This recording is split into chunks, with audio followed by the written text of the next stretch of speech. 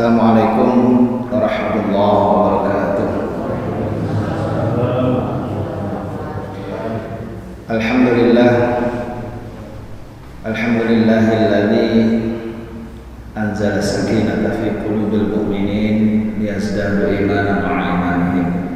Asyhadu an la ilaha illallah wahdahu la syarika lah wa asyhadu anna Muhammadan 'abduhu wa rasuluhu la nabiyya ba'dah. Jemaah sekalian, pada subuh ini saya ingin melanjutkan lagi kajian kita yang terakhir. Kita membahas masih mengenai akidah kita, masih mengenai la ilaha illallah Muhammadur Rasulullah. Dan kita masuk sudah pada salah satu syarat, ya, kalau boleh disebut syarat, salah satu komponen yang tidak terpisahkan dari tauhid kita, sebagaimana yang lalu telah kita uraikan, yaitu mustahil kita bisa bersyahadat la ilaha illallah Muhammadur Rasulullah apabila kita tidak melaksanakan ijtanibut taghut. Ayatnya ada dalam surah An-Nahl ayat 36, misalnya surah ke-16 ayat 36, a'udzubillahi minasyaitonir rajim. Walaqad ba'atsna fi kulli ummatin rasulan an i'budullaha wajtanibut taghut. Sungguhnya kami telah membangkitkan pada setiap umat itu rasul-rasul, dan semua rasul itu mengajarkan prinsip yang sama, mengajarkan ajaran yang sama. Apa itu? An i'budullah, agar kita mengabdi hanya kepada Allah, wajtanibut taghut, dan ijtanibu ini artinya banyak sebetulnya, tapi kita pilih saja salah satu artinya, dan menjauhi taghut, gitu ya. Kita telah bahas kemarin ya juga ayat surah Al-Baqarah ayat 256, ya, satu ayat setelah ayat kursi itu. La ikraha fid din, tidak ada paksaan dalam memeluk agama. Jadi Allah membebaskan setiap orang untuk, di surah Al-Kahfi dijelaskan faman syaa falyu'min wa man syaa falyakfur. Yang mau silahkan beriman, yang mau silahkan kafir. Jadi Bapak Ibu sekalian, Allah tidak pernah memaksa kita untuk menjadi seorang muslim. Tidak, diperbolehkan saja. Yang mau silahkan memilih untuk jadi orang beriman, yang mau silahkan memilih untuk menjadi orang kafir. Sehingga Rasulullah SAW tidak diutus untuk memaksa orang menjadi orang beriman. Tidak. Rasul tidak pernah diutus untuk memaksa orang menjadi seorang muslim. Tidak. Rasul tidak pernah diutus untuk itu. Rasul hanya memberi petunjuk saja. Perkara dia mau masuk Islam mau enggak, itu memang kalau bahasa orang sekarang itu hak asasi seseorang, dan Allah menjamin itu. Lagi nggak ada gunanya juga seorang itu dipaksa masuk Islam. Nggak ada gunanya, nanti kalau segalanya terpaksa, sholatnya pun terpaksa, puasanya pun terpaksa, ke masjidnya pun terpaksa, apalagi pengajiannya pun terpaksa juga, jangan ya. Maka bukan itu yang dikehendaki oleh Allah Subhanahu wa taala, dan bukan itu yang diajarkan oleh Rasulullah sallallahu alaihi wasallam. Jadi sekali lagi, la ikraha fid din, qad tabayyana ar-rusydu minal ghayy. Sungguh telah jelas, qad tabayyana ar-rusydu minal ghayy, telah jelas jalan petunjuk dari jalan yang menyimpang. Yang mana jalan yang petunjuk itu? Faman yakfur bit-taghut wa yu'min billah. Nah, inilah jalan petunjuk. Siapa orang yang kafir pada taghut dan hanya beriman kepada Allah. Ini satu paket ini. Faman yakfur bit-taghut wa yu'min billah. Bahkan disebutkan duluan. Kita harus yakfur bit-taghut duluan, mengkafiri taghut duluan, baru bisa yu'min billah, beriman kepada Allah. Karena itu susunan syahadat kita la ilaha illallah. Jadi la ilaha dibuang dulu semua, baru illallah. baru kemudian ditegakkan hanya Allah di situ. La ilaha dibuang dulu semua, nggak boleh ada satupun ilah, illallah, baru kemudian Allah. Ya, jadi jangan dicampur-campur, jangan kemudian menjadi kacau balau. Jadi kalau misalnya biasanya ada gelas di sini ya, kalau ada gelas mau diisi air putih gitu misalnya ya, tapi gelas ini masih ada kopinya misalnya. Nah, kalau dikasih air putih itu jadinya air apa itu? Kalau mau air putih buang dulu kopinya. Kalau perlu dicuci dulu yang bersih, baru kemudian diisi air putih itu tadi. Jadi mustahil kemudian kita bisa la ilaha illallah, mustahil kita bisa yu'min billah, kecuali kalau kita yakfur bitaghut dulu, yang menolak, mengkafiri segala macam taghut itu. Nah, ini yang kita bahas yang lalu ya, bagaimana ijtanibut taghut atau yakfur bitaghut itu. Kita telah membahas juga tentang definisi taghut itu apa sebetulnya ya. Bukan sekedar ilah selain Allah, bukan. Ya, memang ada ilah selain Allah. Disebut di Al-Quran paling tidak ada 4. Salah satu tadi saya baca dalam rakaat kedua, yaitu yang didoakan oleh Nabi Ibrahim. Wa idz qala Ibrahim rabbi ij'al hadzal balada amina wajnubni wa baniya an na'budal asnam. Ya, ini salah satu yang didoakan oleh Nabi Ibrahim. Nah, ingatlah ketika Nabi Ibrahim itu berdoa berkata, Rabbi ja'al hadzal balada amina. Ya Tuhan, jadikanlah negeri ini, maksudnya negeri Mekah itu balada amina ya. Al balad amina. Negeri yang aman, negeri yang makmur, negeri yang tenang ya. Wajnubni wa baniya an na'budal asnam. Dan nah ini wajnubni ya, ini juga ijtanibu itu sama nih kata-katanya ya. Wajnubni, dan jauhkanlah aku, wabaniya, dan anak keturunanku, an na'buda al asnam, dari penyembahan kepada al asnam. Al asnam itu berhala ya. Ada berhala, ada syaitan, jin atau syaitan ya, ilah selain Allah itu yang disebut dalam Al-Quran ya. Ada lagi ulama su' begitu ya, mereka yang kalau dalam surat Taubah itu disebut akhbarahum wa ruhbanahum ya, pendeta-pendeta dan rahib-rahib ya, itu juga disebut dalam surat Taubah itu sebagai mereka yang disembah selain Allah. Dan yang keempat adalah yang ada di dalam diri kita masing-masing, yaitu al-hawa. Al-hawa itu artinya ya sering diterjemahkan hawa nafsu gitu. Hawa itu artinya keinginan ya, adanya di dalam diri kita. Ara'aita man ittakhadha ilahahu hawahu. Tidakkah kau perhatikan orang-orang yang menjadikan hawanya sebagai tuhannya, hawanya sebagai ilahnya. Hawa itu artinya keinginan. Kita sering menerjemahkannya hawa nafsu gitu ya. Nah, itu ilah selain Allah. Nah, taghut itu bukan sekedar ilah selain Allah. Taghut itu adalah sesuatu yang sudah menjelma menjadi sistem, sesuatu yang sudah bersifat taghut. Taghut itu asal katanya togho, yang maknanya adalah sumur yang meluap ya. Jadi kayak apa,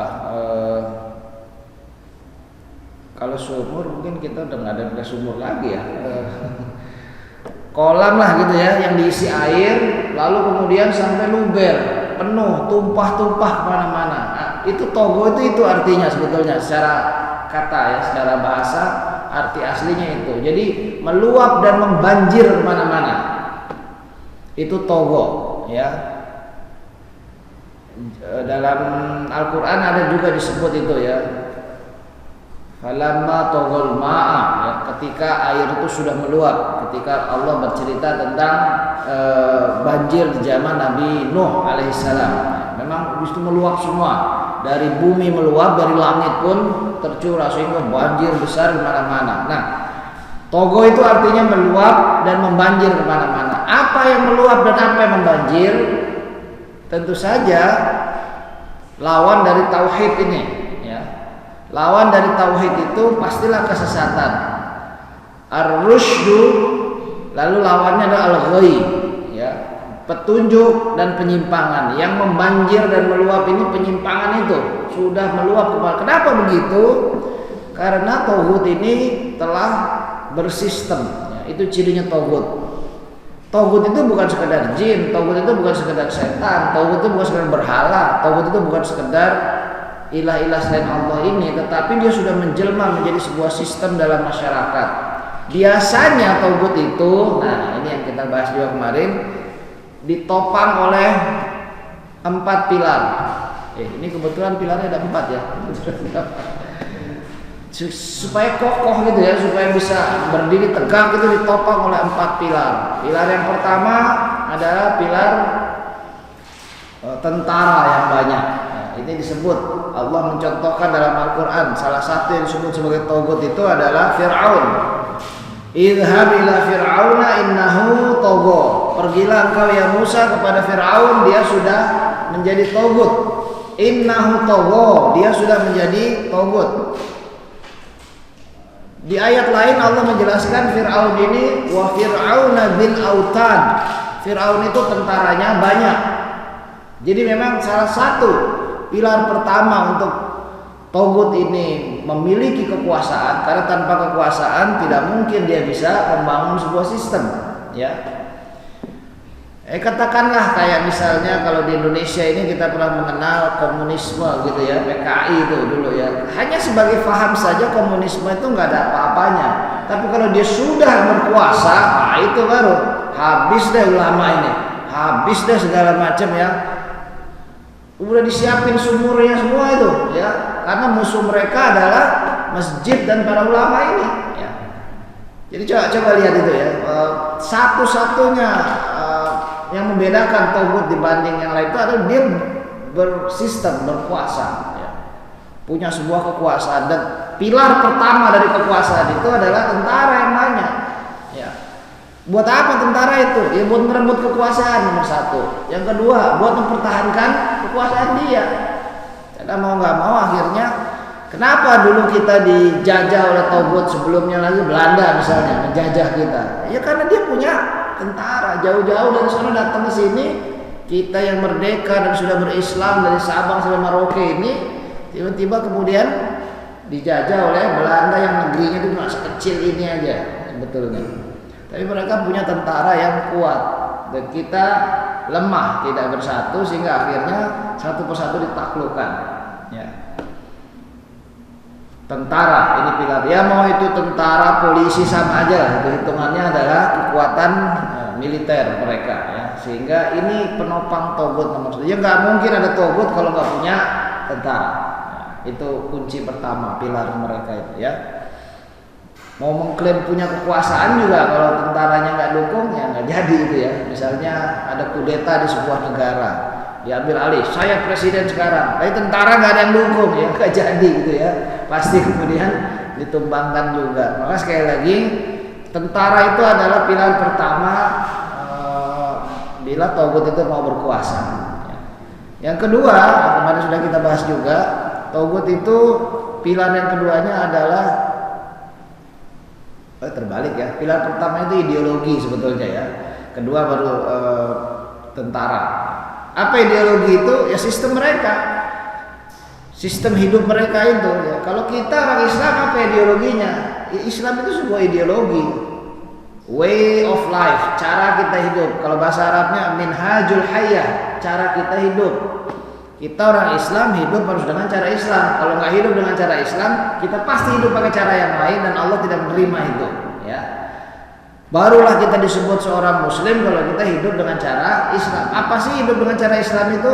Semua, mulai dari cara kita berpikir, mana yang baik dan mana yang buruk, itu tidak dinilai dari apa-apa kecuali menurut Quran dan Sunnah. Kalau Allah bilang ini yang benar, maka itu yang benar. Kalau Allah bilang ini salah, ini batil, maka itu batil. Tidak peduli apapun adat istiadat kita, kalau itu disebut dalam Al-Quran salah, ya salah. Karena nilai kita bagi seorang yang sudah bersyahadat itu adalah Quran dan Sunnah. La ilaha illallah Muhammadar Rasulullah ya.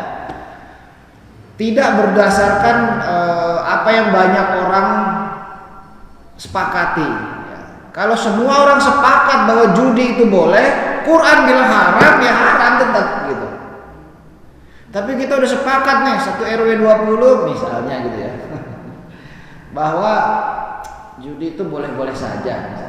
Ya nggak bisa, di mimbar ini tetap harus disiarkan judi itu haram gitu. Itulah kemudian prinsip nilainya. Kedua, cara hidup itu juga tentang cara kita hidup sehari-hari. Bagaimana kita makan, apa yang boleh dimakan dan apa yang tidak boleh dimakan, itu kemudian menjadi cara hidup juga. Bagi seorang muslim, dia berpatokan pada Quran. Quran bilang, wa kulu washrabu halalan thayyiban. Hanya itu yang boleh dimakan, yang halal dan yang thayyib. Di luar itu nggak boleh. Jangan sembarangan kita makan dan minum. Kalau ngaku muslim gitu ya. Kalau nggak muslim ya silakan, nggak usah sekalian. Ya. Silakan makan apa saja, minum apa saja. Bahkan halal haram itu bukan cuma soal makanan dalam Al-Quran itu ya. Memilih teman pun kemudian ada halal haramnya. Ada teman yang kemudian boleh dan bahkan wajib kita temani. Ada teman yang kita bahkan duduk bersama mereka aja nggak boleh. Ada kayak gitu? Ada. Dalam banyak hal, sampai kepada misalnya memilih pemimpin. Karena udah lewat, jadi nggak apa-apa ya kita sebutnya. Bahkan dalam memilih pemimpin ada aturan dalam Al-Quran. Anda nggak boleh nyoblos sembarangan. Ya. Karena apa? Nanti semuanya akan dimintai pertanggungjawaban. Inilah cara hidup itu, ya.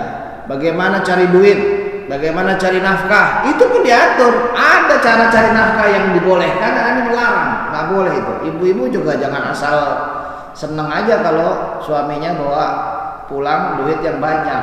Harus tahu juga. Kenapa? Karena ini bakal dikasih makan buat keluarga, buat anak-anak dan lain-lain. Ya. Kalau itu haram, ya diingetin suaminya, janganlah cari yang haram. Tapi kalau yang halal sedikit, tak apa, lebih baik sedikit cukup daripada banyak haram pula. Kalau banyak tapi halal, nah itu lebih bagus lagi, ya, ya kan? Tapi kemudian harus hati-hati benar ini. Ini dapatnya halal apa haram? Sudahlah, mama, tinggal terima aja itu uang. Toh uang nggak ada capnya halal atau haram, katanya. Ya, uang nggak ada capnya, tapi kita seorang muslim, ya, yang kemudian harus berhati-hati. Inilah cara hidup. Bahkan sampai mati kita pun inna sholati wa nusuki wa mahyaya wa mati lillahi rabbil alamin. Itu cara hidup muslim itu. Mati kita pun nggak boleh sembarangan itu, ya. Artinya apa? Tidak boleh mati dalam kemaksiatan. Mari kita berdoa benar-benar kepada Allah. Mudah-mudahan kita seperti yang Allah perintahkan, wala tamutunna illa wa antum muslimun. Jangan kalian mati kecuali kalian berada di atas Islam ini. Jangan. Ya. Semua orang pasti mati, tapi bagaimana dia mati? Nah itu yang jadi persoalan. Ya.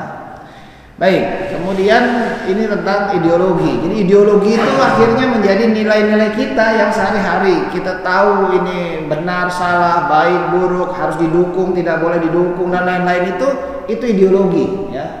Di luar Islam banyak ideologi. Katalah yang tadi saya sebut komunis, itu sebuah ideologi juga. Ya, saat ini masih dianut di Rusia, di Cina, Korea Utara, masih banyak yang menganut ideologi komunis itu. Ya. Apa dasarnya komunis itu? Ateisme. Ateisme itu artinya nggak percaya Tuhan.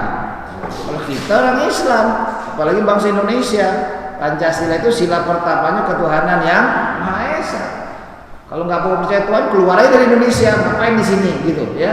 Ini tempatnya orang-orang yang ketuhanan yang Maha Esa. Begitu ya. Maka komunisme adalah sebuah ideologi juga. Apalagi ideologi yang lain? Oh macam-macam. Kapitalisme itu juga ideologi juga ya. Kapitalisme itu kapital. Kapital itu harta benda ya. Seorang dihargai kalau dia punya harta benda banyak. Kalau nggak punya harta benda nggak dianggap. Seorang bisa berkuasa kalau dia punya harta benda banyak, dan makin berkuasa makin banyak harta bendanya, gitu ya. Jadi itu kapitalisme. Nah, ini kan lucu, ada orang ngaku Muslim, KTP-nya Islam, tetapi cara hidupnya komunis misalnya. Dia nggak percaya Tuhan, atau kadang-kadang begini. Kadang-kadang dia muslim, kadang-kadang dia kalau lagi di masjid dia percaya Tuhan, begitu balik ke kantor nggak inget Tuhan. Itu ya. Dan itu sudah direkam pula dalam Al-Quran. Ada orang-orang model begini. Ya. Surah Al-Baqarah ayat-ayat awal itu sudah menyebutkan. Ya.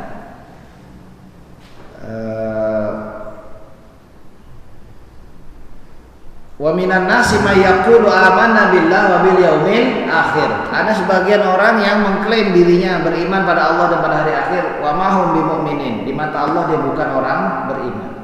Yukhadi'una Allah wal ladina amanu. Dia mau menipu Allah dan mau menipu orang-orang beriman. Wa ma yakhda'una illa anfusahum wa ma yash'urun. Dia hanya menipu dirinya sendiri dan dia tidak sadar itu ya. Bagaimana cirinya? Di antara cirinya di ayat-ayat berikutnya, wa idza laqul ladina amanu qalu amanna. Kalau lagi bertemu dengan orang beriman, kalau lagi di masjid, dia bilang dia orang beriman. Ikut sholat juga, ikut ngaji juga, ikut puasa juga, bahkan ikut kurban juga. Wa idza khalau ila syayatinihim, kalau dia sudah pergi kepada setan-setannya, teman-temannya itu, qalu inna ma'akum innama nahnu mustahzi'un. Mereka bilang saya ini bagian dari kalian. Tadi di Masjid Al-Hikmah itu saya bercanda aja. Pura-pura aja. Itu ya. Allahu yastahzi'u bihim wa yamudduhum fi tughyanihim ya'mahun. Allah akan membalas gurauan mereka itu ya. Masa kayak begini dipakai gurauan. Nah, ini malah kemudian kita lihat nih ada orang-orang yang modelnya begini. Ya, kalau lagi di masjid kayak orang beriman, kayak orang Islam, tapi kalau sudah di kantornya lupa Allah, lupa Rasul, lupa segalanya ya. Dibabat saja nggak kenal halal haram, diambil saja sebanyak-banyak yang dia mau, punya dia atau bukan punya dia, hak dia atau bukan hak dia, semua diraup. Ini orang-orang kayak begini nih yang susah juga nih akhirnya ya. Di mata kita kelihatannya orang Islam, Allah memandang dia bukan orang beriman. Itu di surah Al-Baqarah jelas disebutkan. Jadi sekali lagi pada jamaah sekalian, ideologi ini menjadi penting. Ada orang ngaku Islam, ideologinya bukan Islam. Kenapa? Sehari-harinya dia nggak kelihatan. Bagus masih mau ke masjid. Ada yang ke masjid pun nggak mau. Ya, kita kaget ngelihat dia waktu Idul Fitri. Oh, sholat juga pak? Kirain nggak pernah sholat karena nggak pernah kelihatan. Oh, bapak Muslim? Kirain bukan. Nggak pernah kelihatan ke masjid, nggak pernah kelihatan sholat, nggak pernah ini itu ya. Pada jamaah sekalian, kita harus menghindari ya mengaku Muslim tapi tidak hidup dengan cara Islam seperti ini. Karena banyak sekali yang begini modelnya. Kapitalis juga begitu juga. Ngaku Islam tapi sesungguhnya hidupnya itu menumpuk-numpuk harta aja, dan apa yang dia pikirin, apa yang paling penting, bahkan apa yang mau dia tinggalin buat keluarganya, anak cucunya itu harta, harta dan harta lagi, nggak ada yang lain. Kemudian dia menumpuk-numpuk harta. Al-hakum at-takatsur, al-hakumut takatsur, al-hakum at-takatsur. Takatsur itu dari kata kafir, artinya banyak. At-takatsur itu banyak-banyakan. Al-hakumut takatsur, banyak-banyakan itu telah membuat kalian menjadi lalai. Banyak-banyakan, banyak-banyakan rumah, banyak-banyakan mobil, banyak-banyak apa aja banyak-banyakan ya. Banyak-banyakan suara, enggak ya itu. Ya pokoknya demi banyak-banyakan itu segala macam cara dihalalkan. Nah ini sama juga kan, suara juga begitu akhirnya. Demi banyak-banyakan kemudian segala yang dilarang Allah ditabrak juga. Demi banyak-banyakan harta segala yang dilarang Allah ditabrak juga. Al-hakum at-takatsur hatta zurtum al-maqabir, sampai dia disumpal tanah gitu ya, sampai dia masuk ke dalam kubur baru berhenti itu banyak-banyakannya. Sudah tua masih banyak-banyakan juga. Nah, ini repot ini kalau kayak begini ya.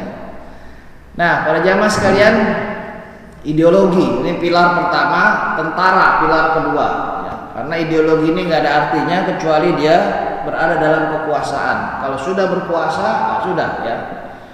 Komunis itu segala macam cara dipakai buat dia berkuasa. Kalau perlu pura-pura baik, kalau perlu kemudian bersekutu dulu dengan orang-orang yang beragama. Nanti kalau dia sudah berkuasa baru disembelih semua tuh orang-orang yang di luar dia. Dari dulu begitu, di mana-mana begitu kerjanya ya. Kita harus hati-hati. Mudah-mudahan Allah Subhanahu wa taala menjauhkan negeri ini dari gerakan-gerakan komunis seperti itu, baik dulu, sekarang dan sampai nanti. Kenapa? Ya, negeri ini negeri yang diridhoi oleh Allah, didirikan oleh para ulama, basah tanahnya ini di atas darah para syuhada. Ini Indonesia ini ya. Maka betapa rugi dan betapa sia-sia semua itu kalau kemudian Islam itu hilang dari bumi pertiwi ini ya. Maka sekali lagi itu yang kedua. Yang ketiga, pilar yang ketiga dari tauhid ini adalah propaganda. Nah, itu kerjanya ya, propaganda. Selalu harus ada propaganda. Apa sih propaganda itu? Menyiarkan bahwa dia benar, yang bukan dia salah. Nah, itu propaganda itu. Begitu hebatnya dia membungkus propaganda ini sampai-sampai semua orang takjub. Sesuatu yang buruk, sesuatu yang jelek, sesuatu yang busuk, kalau dipropagandakan berulang-ulang bahwa itu bagus, maka orang-orang akan berpikir bahwa itu betul-betul bagus. Ya. Di zaman Fir'aun yang propaganda, tahu masih ingat siapa? Siapa? Bukan Korun ya. Ada masih ingat yang lain? Ya? Apa? Haman. Haman itu tentara ya, dia pilar tentaranya, militer. Propagandisnya itu tukang sihir, masih ingat itu kan? Nah, tukang sihir inilah yang meyakinkan orang banyak dengan berbagai macam sihirnya bahwa Fir'aun itu benar. Maka ketika Nabi Musa alaihissalam disuruh Allah untuk berdakwah pada Fir'aun, lalu Nabi Musa mengeluarkan mukjizat fa'arahul ayatal kubro, lalu Nabi Musa mengeluarkan mukjizat yang besar. Ayat itu adalah mukjizat. Fir'aun berpikir itu adalah sihir. Dasar bodoh gitu ya Fir'aun ini, dikira itu sihir. Maka langsung ditantang, oh mau main sihir? Oke. Nah gitulah kurang lebih ya. Oke, kalau mau sihir, ayo di lapangan Monas, di ruang terbuka sekalian, biar disaksikan oleh seluruh rakyat. Saya akan keluarkan tukang-tukang sihir yang terhebat. Kenapa harus di depan orang banyak? Supaya diyakinkan di depan orang banyak bahwa Nabi Musa itu adalah salah, bahwa Nabi Musa itu ngaco, bahwa Nabi Musa itu sesat, dan bahwa Fir'aunlah yang benar. Faqala ana rabbukumul a'la. Maka Fir'aun bilang, saya inilah Tuhan kalian yang paling tinggi. Itu tukang sihir untuk membungkam model-model Nabi Musa begini, atau siapapun yang mau melawan Fir'aun ini, maka tukang sihir itu yang dikerahkan. Bukan untuk menyihir orang, tapi dengan sihirnya orang jadi teryakinkan ya, tapi kemudian Allah memberikan pertolongan. Bukannya tukang sihirnya menang lawan Nabi Musa, malah tukang sihir masuk Islam. Nah, gitu. Kok masuk Islam? Iya, agama yang dibawa Nabi Musa itu agama Islam juga. Semua para nabi rasul itu membawa agama Islam. Sama prinsipnya, la ilaha illallah semua kok. Ya. Rukun imannya sama, iman pada Allah, iman pada malaikat, iman pada kitab-kitab, iman pada rasul-rasul, iman pada hari akhir, iman pada takdir yang baik dan yang buruk. Semua nabi rasul membawa hal yang sama. Nggak ada yang beda. Perbedaannya mungkin hanya masalah-masalah kecil syariat ya. Sholat, semua diajarin sholat. Jangan Nabi Adam nggak kenal sholat, kenal sholat. Puasa, ayatnya begitu bunyinya ya. Kutiba alaikumussyam kama kutiba alal ladzina min qablikum. Orang zaman dulu juga sudah diwajibkan puasa. Zakat apalagi. Wa mimma razaqnahum yunfiqun. Sebagian yang direzekikan Allah pada mereka dikeluarkan lagi ya. Haji, ya dari zaman Nabi Ibrahim sudah terkenal haji ini. Bahkan Ka'bah itu sudah dibangun dari zaman Nabi Adam alaihissalam. Inna awwala baitin wudi'a lin-nas lalladzi bi Makkah. Rumah ibadah pertama yang dibangun manusia itu yang di Mekah itu. Yang dibangun manusia pertama. Nabi Ibrahim itu hanya apa istilahnya merenovasi, nah ya, Tadi ayatnya juga saya baca itu, surah Al-Baqarah ya. Wa idh yarfa'u Ibrahimul qawa'ida minal baiti wa Ismail. Ingatlah ketika Nabi Ibrahim dan Nabi Ismail itu meninggikan lagi fondasi Ka'bah itu. Jadi fondasinya masih ada, tapi bangunannya sudah hancur, sudah rusak. Maka dibangun lagi. Nah, pada jamaah sekalian, semua rukun Islam pun sudah diajarkan oleh para nabi rasul sebelumnya. Nah, maka saya sebut semuanya Islam. Bukan saya yang menyebut, Allah yang menyebut begitu dalam surah Al-Hajj surah ke-22 ayat terakhir, ayat ke-78. Huwajtabakum wa ma ja'ala 'alaikum fid din min haraj millata abikum Ibrahim wa sammakumul muslimina min qablu wa fi hadza. Dialah Allah yang menamakan kalian muslim dari dulu sampai sekarang. Allah yang menamakan semua umat yang mengikuti seruan para nabi rasul itu adalah muslim. Orang yang Islam, tunduk dan patuh pada Allah. Nah, jadi propaganda ini memang luar biasa. Dari zaman ke zaman tauhid itu ada. Zaman Nabi Nuh ada tauhid. Tauhidnya tidak berbentuk simbol satu orang tapi kaum, yang Allah menyebut kaum Nabi Nuh. Begitu sulit Nabi Nuh ini untuk kemudian berdakwah karena terhalang oleh tauhid ini. Pengaruh tauhid itu membanjir kemana-mana.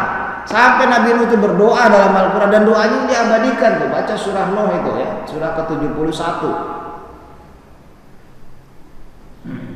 Nabi Nuh curhat gitu ya, kalau bahasa kitanya, curhat kepada Allah. Bahwa Nabi Nuh itu sudah berdakwah siang dan malam dengan berbagai cara, terang-terangan, halus-halus, sembunyi-sembunyi, secara ramai ataupun secara personal satu persatu, semua cara Nabi Nuh lakukan. Tetapi sebuah dakwah ini malah membuat mereka malah menjauh ya. Nabi Nuh itu umurnya berapa? Ada yang tahu umurnya Nabi Nuh? Berapa? 950 tahun ya, 950. Buletin lah jadi 1000 biar gampang hitungnya ya. 1000 tahun. Selama 1000 tahun Nabi Nuh cuma dapat 40 pengikut. 1000 tahun berdakwah cuma dapat 40 orang. Jadi kalau di rata-rata 25 tahun baru dapat satu itu.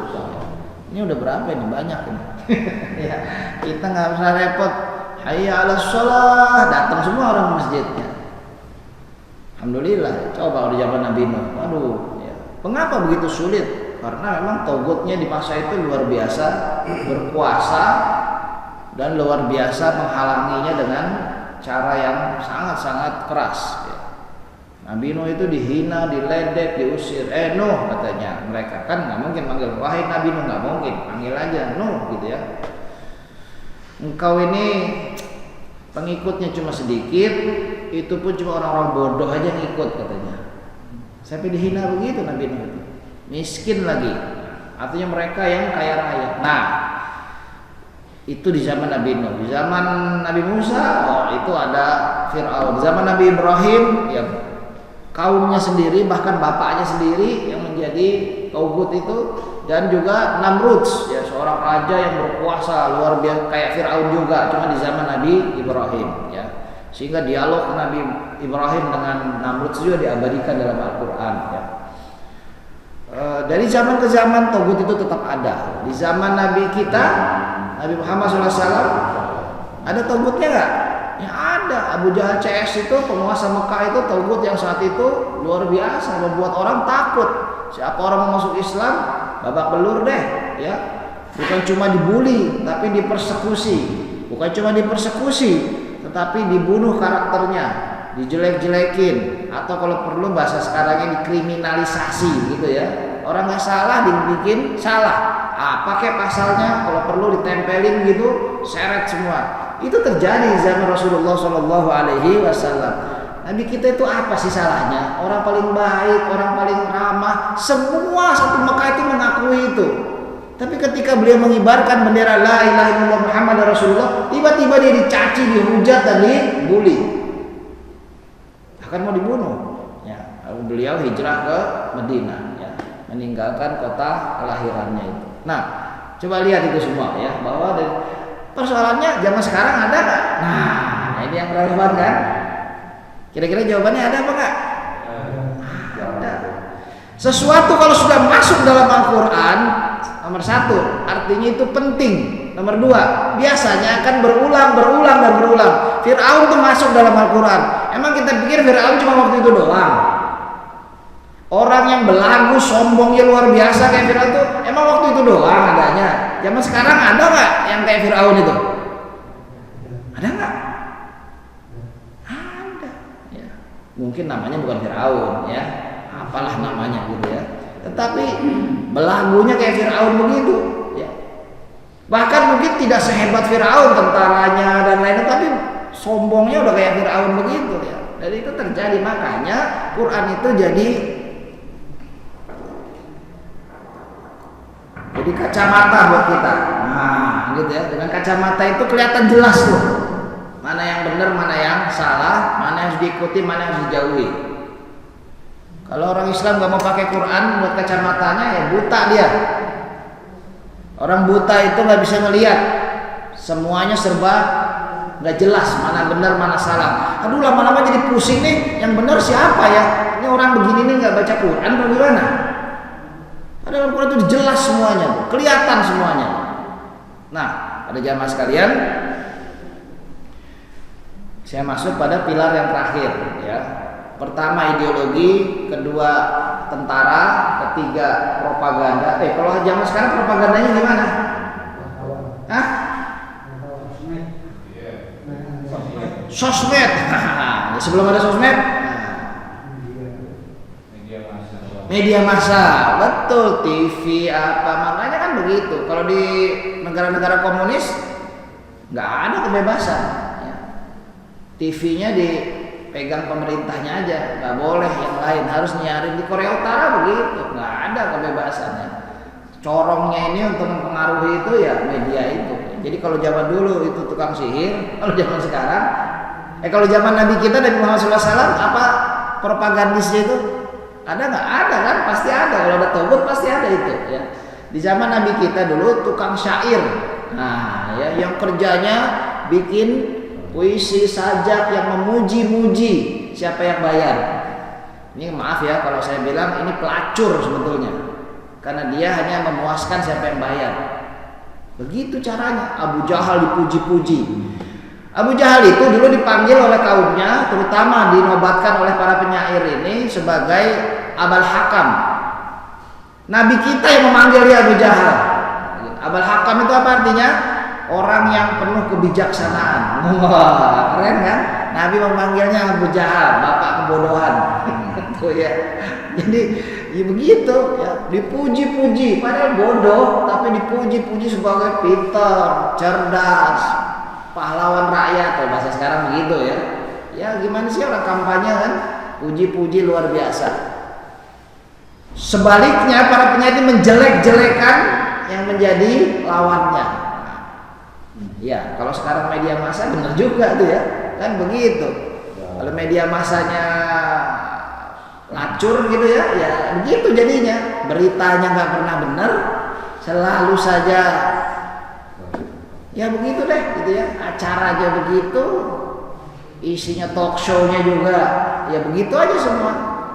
Hasilnya adalah kita menjadi tambah nonton TV tambah puyeng gitu ya, mana yang benar mana yang salah, makin dikabur-kaburkan semuanya ya. Yang benar dikatakan salah, yang salah disebut benar. Itu kerjanya, membungkus kotoran dengan bungkus yang indah-indah, yang bagus-bagus, yang manis-manis, sehingga orang terpengaruh. Itu kerjanya propagandis itu ya. Terakhir, pilar yang keempat, ada 4 ya, ideologi, tentara, propaganda, dan yang terakhir adalah apa? Harta. Iya dong, kalau nggak ada harta gimana mau jadi togut ya? Gimana mau membiayai tentara?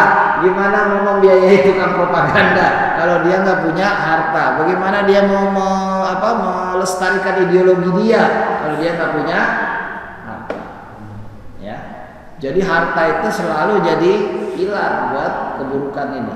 Nah, baru tuh Korun dan teman-temannya kemudian berdiri di situ ya. Selalu aja ada pilar. Atau kalau di zaman Nabi kita Abu Lahab, paman Nabi sendiri, paman kandung, itu yang menjadi pilar harta Abu Jahal CS itu di zamannya ya. Dia yang selalu dengan uangnya, dengan hartanya selalu memusuhi Nabi, berbagai cara dia tempuh sampai masuk dalam Al-Qur'an. Ya. Tabbat yada abi lahabil wa tab. Ma agna anhu maluhu, mal itu artinya harta. Ma agna, tidak ada gunanya itu. Tidak bisa mencukupi dia. Mal itu artinya harta. Ma agna anhu maluhu, ya, tidak mencukupi baginya hartanya itu. Karena itu memang kerjaannya Abu Lahab tuh sampai masuk dalam Al-Qur'an. Aduh. Nauzubillah tsumma nauzubillah, masuk Al-Qur'an justru jelek-jeleknya gitu ya, kayak Fir'aun, Abu Lahab, nauzubillah tsumma nauzubillah ya. Nah, tetapi itu jadi pelajaran buat kita.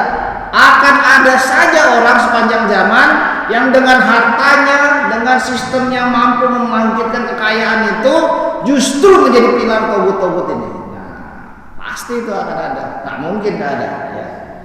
Nah itu 4 pilar togut yang lalu pernah kita bahas juga. Ya. Lalu para nabi rasul ini semua diutus bukan hanya untuk ngajarin sholat, bukan hanya untuk ngajarin puasa, bukan hanya untuk ngajarin ngaji gitu ya. Tetapi mereka diutus untuk menumbangkan togut itu. Apalagi Nabi kita, Nabi Muhammad SAW, Nabi terakhir yang menjadi contoh buat kita sampai hari kiamat. Kapanpun kita hidup, ikutin cara Nabi itu. Termasuk dalam menumbangkan togut. Kenapa? Karena pasti ada sepanjang zaman. Kita alhamdulillah ya Allah takdirkan, qadarullah, kita hidup di zaman yang sudah merdeka. Saya lahir udah merdeka Indonesia ini. Nggak tahu kalau mungkin ada bapak-bapak yang lahir masih zaman penjajahan tuh luar biasa, togutnya jelas tuh. Ya.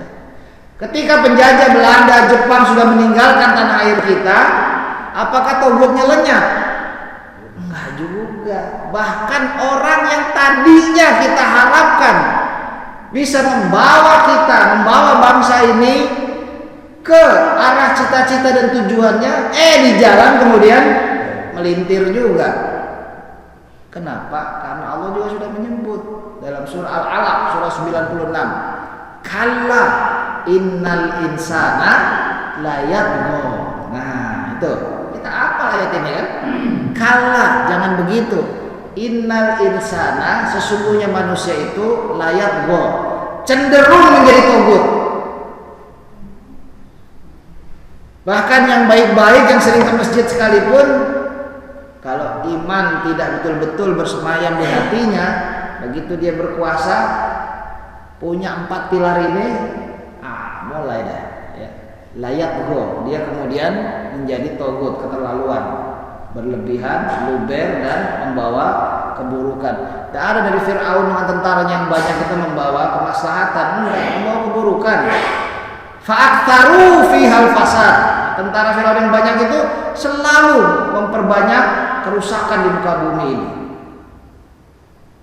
Fa'aktsaru fihal fasad. Tentara-tentara komunis itu mana ada yang membawa perbaikan? Kerusakan di mana-mana ya.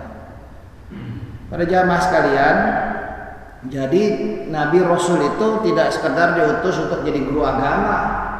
Nabi Rasul itu diutus juga untuk ijtanibut taghut. Pada tahap tertentu ijtanibut taghut itu menjauhkan, kayak Nabi Musa membawa Bani Israel itu dari Fir'aun, diselamatkan dari Fir'aun itu ya. Nabi Musa nggak sampai menumbangkan Fir'aun, tetapi Fir'aun ditenggelamkan oleh Allah ketika sedang nafsu mengejar Nabi Musa ini. Nabi Ibrahim juga nggak sampai menumbangkan Namrud. Tapi Nabi kita, Nabi Muhammad SAW, itu Nabi yang paling sempurna dibanding semua Nabi Rasul yang lain. Nah itu beliau telah membasmi semua togut yang ada di Jazirah Arab sampai beliau wafat. 23 tahun kurang lebih menjadi Nabi dan Rasul, hilanglah semua togut yang ada di Jazirah Arab itu. Dan setelah beliau wafat, Khulafa ar-Rasyidin, 4 khalifah ini mampu kemudian menumbangkan satu persatu togut di muka bumi ini, termasuk Persia, Romawi dan seterusnya. 1300 tahun lebih Islam itu berjaya di muka bumi ini. Tapi takdir Allah ternyata kita lahir setelah itu nggak ada semuanya. Udah kita lahir udah nggak ada Islam yang begitu hebatnya lagi ya. Kita lahir ketika Islam sudah dipecah-pecah jadi banyak negara, kecil-kecil dan kekuatannya sedikit di mana-mana. Ya. Sehingga kadang-kadang ada orang Islam yang malu jadi orang Islam, ada orang Islam yang malu dengan simbol-simbol Islamnya, ada perempuan-perempuan muslimah yang malu menutup auratnya, malu pakai jilbabnya. Tuh, ya luar biasa kan pengaruhnya itu. Togut ini sudah begitu dahsyatnya. Nah, lalu bagaimana kemudian para nabi dan rasul itu mencontohkan kita untuk melakukan perlawanan atau menjauhi Togut itu tadi? Ya. Pada titik tertentu harus melawan. Iya, kayak di zaman kita dijajah dulu. Kalau kita nggak melawan, mungkin sampai hari ini masih dijajah Belanda itu.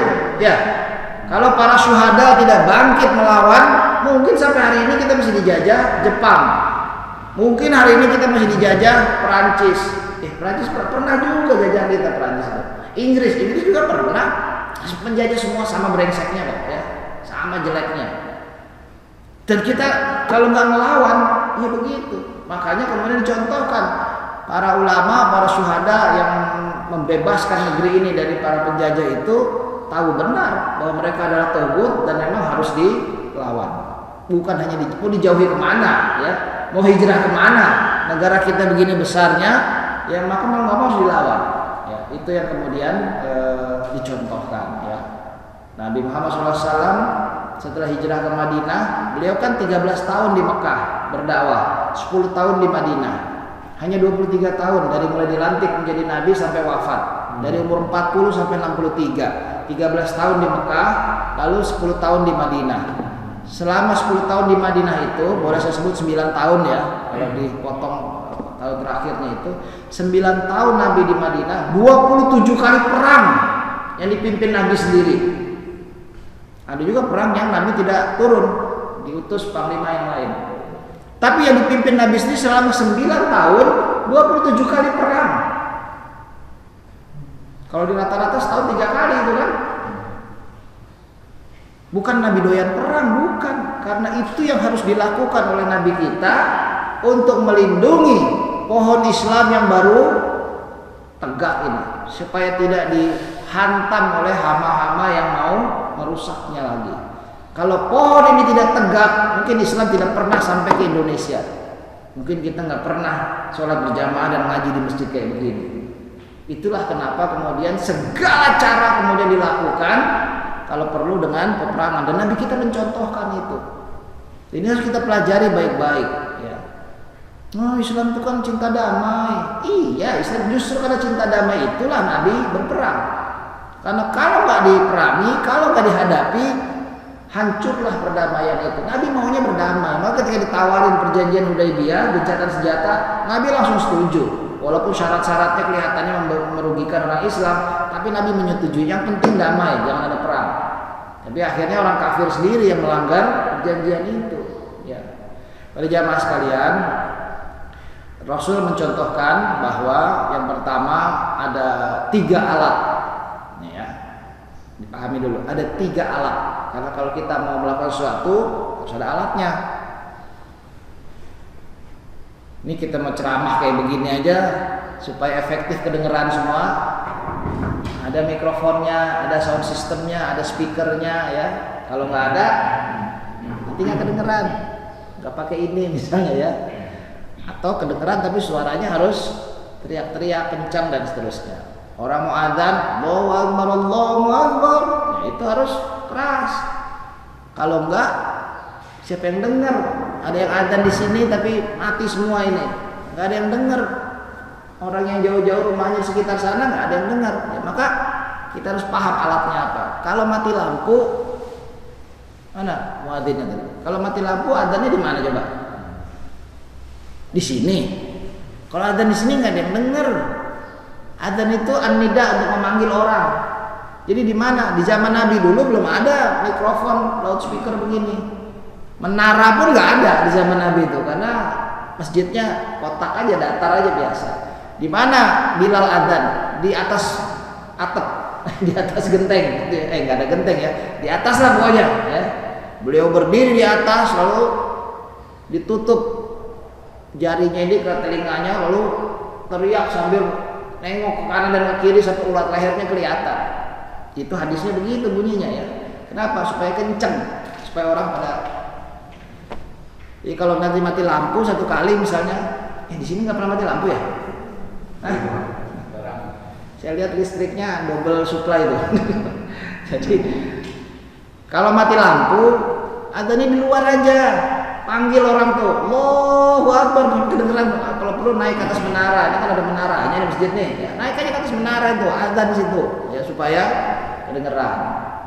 Nah, itu alat, ya alat untuk mencapai tujuan.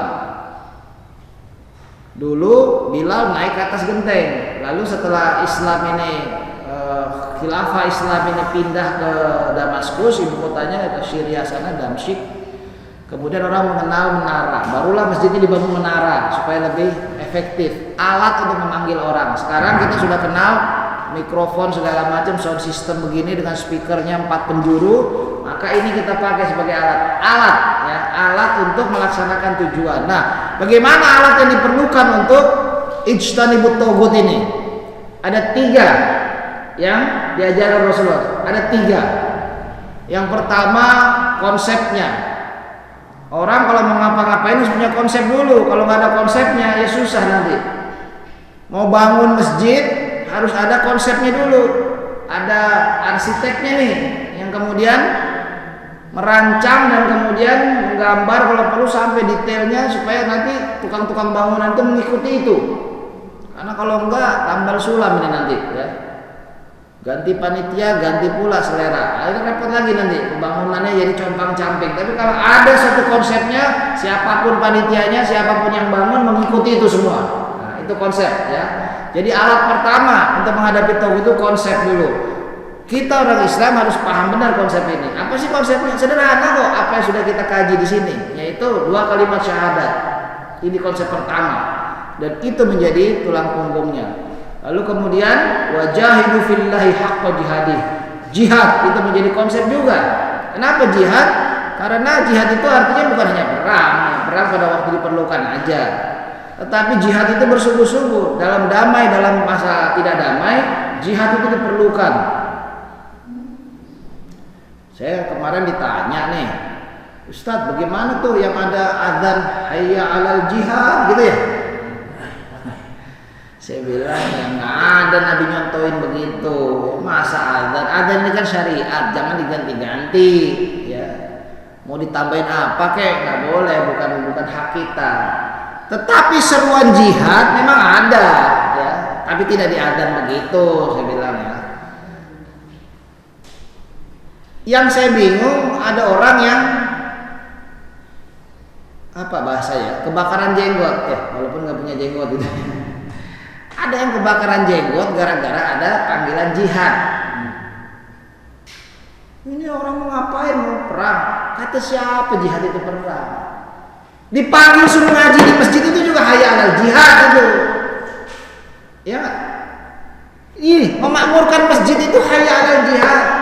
Siapa yang mau memakmurkan masjid kecuali orang yang mau bersungguh-sungguh? Itulah jihad, bersungguh-sungguh dalam berislam. Enggak usah diganti hayya alal jihad pun, adzan itu sudah seruan untuk jihad sebetulnya. Apa yang salah sih? Kenapa sih kemudian orang yang berjihad jadi alergi gitu ya? Oh jihad teroris ini. Ya itu kan kesalahpahaman yang harus diluruskan. Bukan malah dijauhin, bukan malah kata-kata jihad yang dibuang ke dalam tong sampah. Bukan. Sama kayak bid'ah yang sering saya Nabi itu tiap khutbah Jumat selalu mengingatkan soal bid'ah ini. Tapi ada sekarang orang yang alergi dengar kata-kata bid'ah. Ini gara-garanya itu Ustaz, dikit-dikit bid'ah, dikit-dikit bid'ah.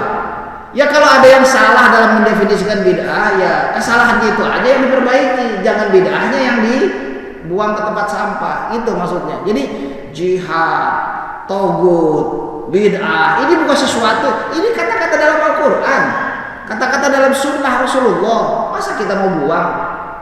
Justru pengertian yang benar itulah yang mesti ditanamkan. Nah, ini kalau menurut saya begitu ya, supaya kemudian kita orang Islam ini terhindar dari pemahaman yang salah tentang kata-kata itu. Ya biasa aja dengan hayya alal jihad. Ya, tiap hari juga kita berjihad kok. Bangun subuh aja berjihad, ya nggak? Kalau mah ketiduran, musim hujan pula ya. Kalau gerimis dikit nih, udah dikasih jarak, cuma satu soft lagi, misalnya ya. Karena apa? Butuh jihad itu untuk bangun subuh.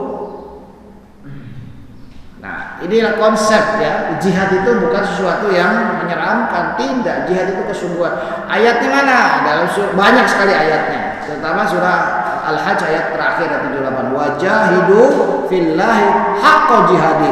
Berjihadlah kalian semua di jalan Allah ini dengan jihad yang sungguh-sungguh. Nah, para jamaah sekalian, mungkin pagi ini baru satu konsepnya itu aja dulu. Jadi ada 3 nanti kita bahas ya. Pertama konsep, apalagi sih konsep nih tentang keadilan. Nah, tuh Islam itu selalu menegakkan keadilan. Setiap Muslim harus menegakkan keadilan. Lawan dari keadilan adalah, ada yang tahu? Apa lawan keadilan? Betul. Kalau nggak adil ya zolim. Tuh ya. Jadi otomatis kalau keadilan hilang, kalau keadilan kemudian disingkirkan, pasti kezoliman yang muncul. Persis seperti terang dengan gelap. Kalau nggak ada terang, pasti gelap. Nggak mungkin ada terang kemudian ada gelap, tuh nggak ada. Kalau ada terang hilang gelap. Minaz zulumat ilan nur. Dari kegelapan menuju cahaya. Tidak mungkin ada keadilan kalau ada kezoliman. Ini nggak bisa hidup berdampingan ini. Pasti akan saling menghilangkan satu sama lain. Mana yang menang? Tergantung bagaimana pendukungnya. Kalau pendukung kezoliman lebih banyak, pendukung keadilan itu sedikit, malu-malu ngumpet di rumah semua, ya kezoliman yang merajalela. Tapi kalau keadilan yang kemudian banyak pendukungnya, kita semua mau bahu-membahu untuk menegakkan keadilan, kezaliman itu pasti hilang. Betapapun kuatnya dia, pasti hilang. Wa qul ja'al haqqu wa zahaqal batil. Innal batila kana zahuqa. Katakan, datang kebenaran, pasti hilang kebatilan. Pasti hilang kebatilan. Karena kebatilan itu memang lemah sebetulnya, ya, seperti kaca dihantam batu, pasti batu yang menang, nggak mungkin kaca. Tapi kacanya anti peluru. Ya, pakai peluru yang lebih kuat lagi gitu ya, pasti untuk hancur gitu. Nah, para jamaah sekalian, ini diantara konsep-konsep yang orang Islam sendiri kadang nggak paham. Lalu dia pikir dia hanya dengan sholat berjamaah saja sudah cukup bisa masuk surga. Kata siapa? Kalau kita tidak kemudian memahami ini dan melaksanakan ini, nanti Allah akan bertanya pada kita, ngapain aja kita hidup di dunia ini? Sekian lama umurnya Allah kasih, tetapi kita sibuk dengan diri kita sendiri. Naudzubillah, tsumma naudzubillah. Baik, mungkin itu pagi ini. Sebelum saya tutup, boleh kalau ada koreksi atau pertanyaan, silakan. Ya, silakan Pak. Assalamualaikum warahmatullahi wabarakatuh. Waalaikumsalam warahmatullahi wabarakatuh. Tadi dari awal sambungan bahwa Rasulullah diutus ke muka bumi ini tidak memaksa untuk orang untuk beribadah. Bagaimana kita sebagai orang tua untuk kepada anak untuk menanamkan ibadah itu? Apakah harus memaksa? Satu itu satu. Dua, Ya. bagaimana sikap kita melakukan sikap kita terhadap tauhid? Karena tauhid itu kayaknya kalau dijelaskan hanya mengawal gitu, masih kabur, nggak ada satu titik tauhid itu kayak gimana. Salah contoh babnya dalam kehidupan sehari-hari. Ini saya dengar informasi, baca berita bahwa lingkungan ini yang diblokir oleh umat Islam karena dia adalah hasil produk daripada orang Prancis yang menghina Rasul. Sampai ya, tapi ini kan masih kita gunakan. Kedua, ini buat saya pribadi, rumah saya tuh ini tidak, setelah saya tahu saya tidak akan menggunakan ini. Kedua, secara ekonomi saya berbelanja juga di nggak mau di apa atau di supermarket atau di mana, nggak mau paksakan seperti itu. Itu kan namanya kita mengalahkan tubuh. Nah, kira-kira kalau memang itu benar, ya sudah kita ambil langkah ini umpamanya togut, itu mungkin kita bersikap togut gitu. Jadi yang jelasnya bagaimana sikap kita menghadapi togut ini. Terima kasih. Assalamualaikum warahmatullahi wabarakatuh. Waalaikumsalam warahmatullahi wabarakatuh. Yang pertama, apa tadi? Iya. Rasul tidak memaksa. Rasul tidak memaksa. Terus bagaimana kita orang tua? Gak boleh memaksa anak kita sholat, gak boleh memaksa anak kita puasa. Ini kalau anak-anak denger ketawa nih Pak ya. Tuh dengerin Ustaz tuh Pak, agama gak boleh dipaksa. Bapak maksa saya sholat subuh. Jadi begini Pak ya, yang dimaksud la ikraha fid din ya, tidak boleh ada paksaan. Artinya seorang itu harus memeluk Islam itu dengan sepenuh kesadaran, bukan atas dasar paksaan ya. Kenapa? Karena gak ada gunanya, nanti dia akan melintir. Bapak paksa anak bapak sholat, di depan bapak dia mau sholat, betul gak? Coba kalau di luar sholat gak? Nah itu loh maksudnya tuh. Kalau atas dasar paksaan begitu jadinya Pak.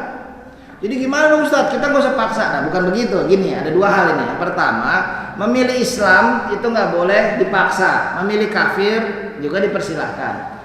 Ini persis kayak gini.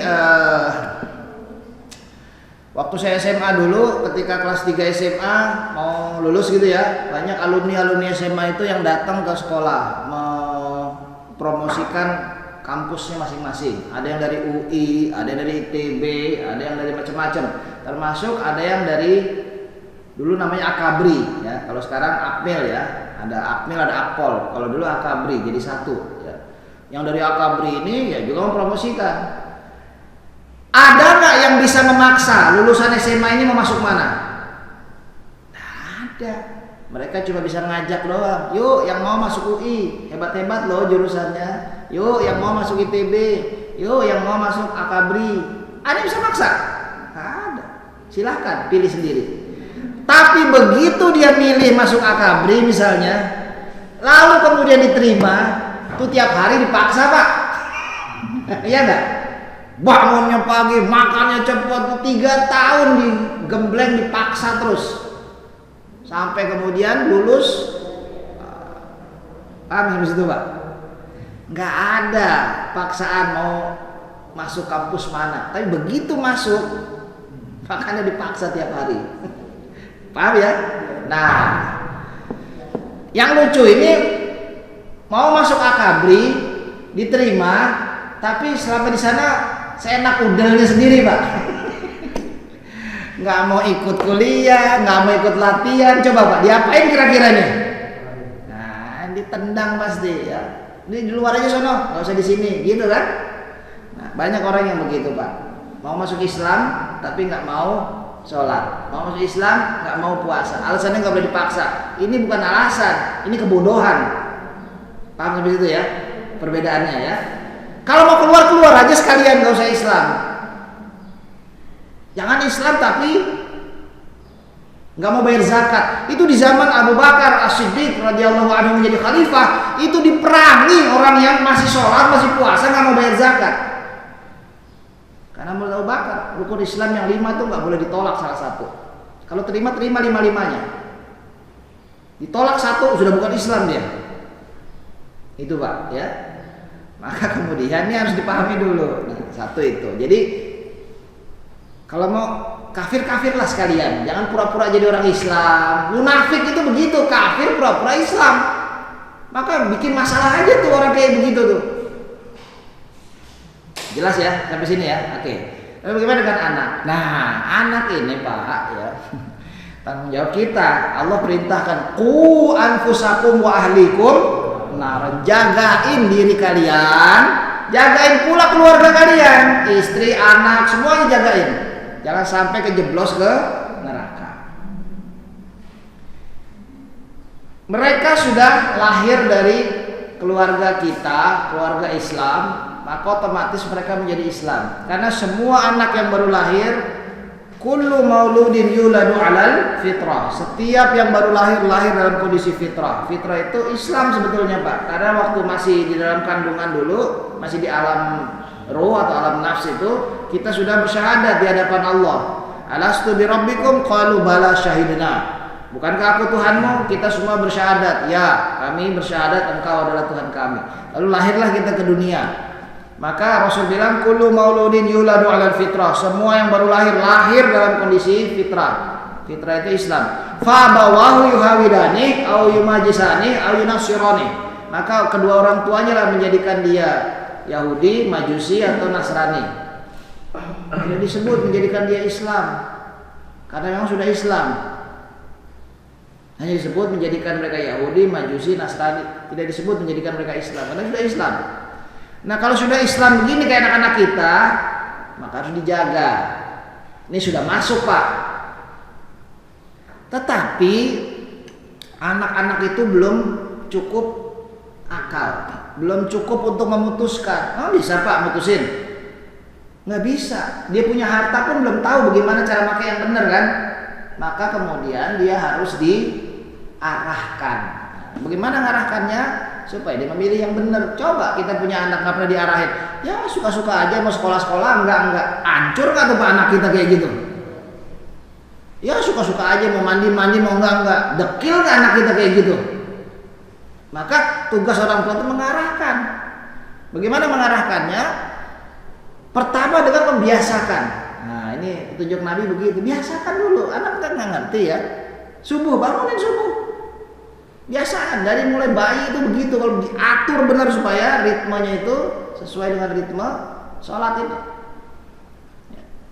Biasa Nabi mengajarkan kalau anakmu sudah bisa membedakan kanan dan kiri, suruh mereka puasa, suruh mereka sholat. Jadi kalau pakai sendal udah nggak pernah terbalik, pakai baju udah nggak pernah terbalik. Kalau anak saya punya anak 3 Pak, laki semua, 3-3 itu umur 3,5 tahun udah puasa penuh Ramadan sebulan. Bisa, nggak pakai buka jam 12 nggak pakai, langsung puasa penuh. Sholat bisa, puasa bisa. Kenapa? Dibiasakan. Mungkin dia belum ngerti, tetapi pelan-pelan kemudian dibiasakan, lalu diberi pengertian. Umur 4 tahun masih belum TK itu ya, masih playgroup, dia sudah puasa penuh sebulan. Dan di sekolah walaupun teman-temannya makan minum, dia nggak makan minum karena dia tahu puasa. Di rumah ada makanan nggak disentuh juga, walaupun nggak ada orang lihat. Sekali-sekali saya pernah ngintip dia buka kulkas. Mau minum nih saya pikir. Kenapa buka kulkas mau minum? Enggak, adem katanya. Tutup lagi. Cuma ademnya doang yang di. Ya nggak apa-apa oleh itu nggak batal puasanya. Nah coba perhatiin tuh Pak. Jadi pembiasaan itu jadi penting dan itulah tugas orang tua ini. Tugas bapak, tugas saya, tugas kita semua orang tua. Membiasakan mereka supaya apa? Ketika akalnya penuh, dia tidak ragu-ragu memilih Islam karena sudah terbiasa. Ibu-ibu kalau anaknya nggak dibiasain yang perempuan pakai jilbab dari kecil, nanti udah gede susah Bu, maksa-maksa dia nggak bisa. Pembiasaan itu menjadi penting Pak, dan itulah tugas kita. Dalam hal ini Rasul malah memerintahkan suruh anakmu, wajibkan anakmu itu sholat ketika umurnya sudah 7 tahun. 7 tahun udah balik belum? Belum. Tapi suruh dia sholat, paksa dia sholat. Kalau sudah 10 tahun nggak mau sholat juga, atau udah 3 tahun nih dibiasakan dipaksa, masih nggak mau sholat juga, pukul. Ya tentu bukan ditabokin sampai melintir gitu ya, enggak ya. Supaya agak tegas sedikit lah ya. Nggak boleh di muka, nggak boleh menyakiti. Ya. Tapi itu tegas bahwa bapaknya serius nih, gitu, ya. Itu diperintahkan, Pak. Kok kejam? Kejam apa? Itu ajaran Quran, ajaran Rasul, ajaran Sunnah. Ya, bukan kejam ini. Lebih baik kita paksa dia untuk sholat daripada dia cemplung ke neraka. Karena kalau anak kita lagi tidur di kamar, lalu rumah kita, naudzubillah, misalnya rumah kita kebakaran, bapak selamatin nggak tuh anak bapak dari kamar? Kalau dia nggak mau, paksa. Itu bapak maksa kan, demi keselamatan dia. Memaksa dia untuk sholat itu bagian dari menyelamatkan dia dari api neraka. Gitu Pak. Dalam hal ini itu bukan pemaksaan yang dilarang dalam surah Al-Baqarah 256 tadi. Ya. Ketika sudah besar dan dia tetap memilih kafir juga setelah bapak upayakan begitu lamanya dari kecil, maka bukan tanggung jawab bapak lagi. Anaknya Nabi Nuh tuh ada yang memilih kafir loh Pak. Istrinya Nabi Lut, istri loh, istrinya Nabi, bukan istrinya Ustadz, bukan istrinya Kiai, istrinya Nabi. Ada yang memilih kafir. Dan Nabi Lut tidak bertanggung jawab akhirnya, karena kalau udah dewasa pilihan sendiri. Sebelum terlambat, ketika anak-anak kita bertumbuh kembang ini, kita bertanggung jawab mengisi kepalanya ini dengan ajaran yang benar supaya mereka nggak salah pilih. Pada saatnya bapak nggak bisa maksa dia lagi, Pak. Bapak udah nggak bisa lagi memaksa dia, dia akan memilih sendiri jalan hidupnya. Nah, tugas kita orang tua mengawal dia, membekali dia supaya ketika waktunya dia memilih dengan benar. Bukan maksa itu, Pak, ya. Paham itu ya? Baik, yang kedua apa tadi? Togut. Waduh, ini agak panjang, Pak. Ini kita belum selesai bahas togut itu sebetulnya. Mudah-mudahan ntar bulan depan kita terusin ya. Jadi memang agak panjang, Pak. Togut. Saya sering ditanya ujung-ujungnya, nih pemerintahan togut yang mana, Ustaz? Oh, Korea Utara no, saya bilang ya. Jelas komunis, kejamnya luar biasa. Kalau pemerintahan kita gimana, Ustaz? Nah, kan mancing-mancing kan supaya saya jawab gitu ya. Ya saya tanya, kita tuh dibekali dengan parameter. Masuk nggak dalam parameter ini? Kalau nggak masuk ya berarti bukan. Kalau masuk, nah, ente jawab sendiri, gitu ya. Jadi kita harus cerdas nih dalam menilai apapun itu. Prancis gimana? Itu jelas lah Prancis tuh. Maka jangan beli produk Prancis tuh, bagian dari melawan togut itu. Udah tahu Prancis tuh kejamnya begitu rupa. Orang pakai jilbab dipaksa suruh buka, Pak. Nabi kita dihina-hina. Terus Bapak mau beli produk dia, mau bantu dia. Jangankan Prancis, kalau ada tetangga kita orang non muslim lalu kemudian memaki-maki Nabi Muhammad SAW, jangan beli di warung dia. Gitu kan? Apalagi Prancis gitu, jauh banget kayak gitu. Nanti kita bahas lagi insya Allah, Pak. Cuma saya nggak mungkin membahasnya dalam waktu singkat begini ya. Saya pelan-pelan ya, pengertiannya dulu, alat apa yang digunakan, baru punya konsep, belum yang kedua, belum yang ketiga ya. Baru kemudian tahapannya. Kalau nggak ngerti konsep, kita bingung. Bapak bertani, cocok nanam padi misalnya, saya nggak pernah, Pak. Cuma kalau nggak ngerti konsepnya, bisa nggak nanam padi yang benar? Nggak bisa, babak belur nanti, hasilnya pasti gagal panen. Ya. Tapi kalau kita ngerti konsep yang benar itu insya Allah bisa berhasil. Itulah pentingnya memahami konsep itu dulu. Insya Allah kita sambung lagi, Pak ya. Mohon sabar nanti kita sambung. Tapi kalau yang soal minum tadi saya setuju, Pak. Mau saya beli ya. Udah kalau memang jelas kayak begitu. Saya akhiri ya, mudah-mudahan bermanfaat ya. Sekali lagi kita berlindung pada Allah dari pemahaman yang salah dan keliru, dan kita bermohon pada Allah, Rabbana arinal haqqa haqqan warzuqna ittiba'ah. Arinal batila warzuqna ijtinaba. Ya Allah, ya Tuhan kami, tunjukkanlah pada kami yang benar itu benar, dan berilah kami rezeki untuk mengikuti kebenaran tersebut. Ya Allah, tunjukkanlah pada kami yang salah itu salah, walaupun banyak orang yang melakukannya, walaupun kita sendiri mungkin pernah melakukannya. Tunjukkanlah pada kami ya Allah yang salah itu salah, dan rezekikan pada kami kemampuan menghindari kesalahan itu. Subhanakallahumma wa bihamdika asyhadu an la ilaha illa anta astaghfiruka wa atubu ilaik. Walhamdulillahirabbil alamin. Assalamualaikum warahmatullahi wabarakatuh.